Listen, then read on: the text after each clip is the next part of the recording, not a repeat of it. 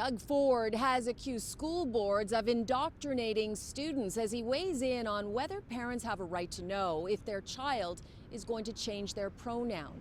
Now, the opposition is accusing the premier of using this issue to distract from the Greenbelt scandal. Most important is the parents' rights. The parents' rights to listen and make sure they are informed when their children make a decision.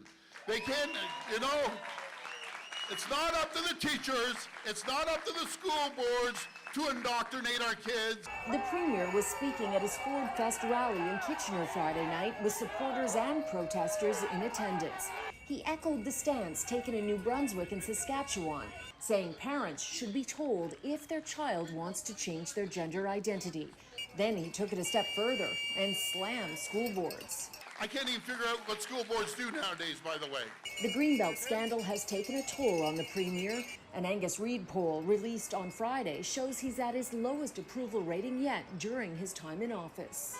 Well, I think that the premier clearly is feeling the pressure, and he's looking to deflect from Ontarians' concern and anger over the corruption crisis that he's in the middle of. The Toronto District School Board, which is Canada's largest, has a policy which states a school should not disclose a student's status to their parent without the student's explicit prior consent. However, a TDSB spokesperson tells CityNews parents are involved in the vast majority of cases, but there are a limited number where a student has identified a safety concern. I think it is really important to point out that it affects 0.003% of the population, and that 99.7% of the population is unaffected by this. So I think providing context is important here. Do you think that this has become an overblown issue that's sort of mimicking US-style politics? It's got the potential for that. New Brunswick and Saskatchewan have policies that make it mandatory for teachers to obtain parental consent before students under 16 can be addressed by preferred pronouns.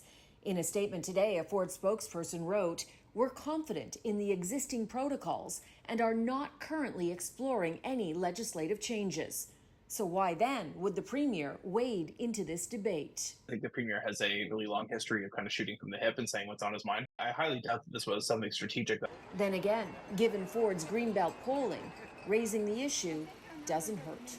I think anytime anyone's talking about an issue and it's not the Greenbelt, that's better for Doug Ford. One more note to leave you with. Doug Ford's new housing minister suggested today he may not move forward with a review that could potentially disband regions like Durham and Halton, the way Mississauga is being disbanded from Peel region.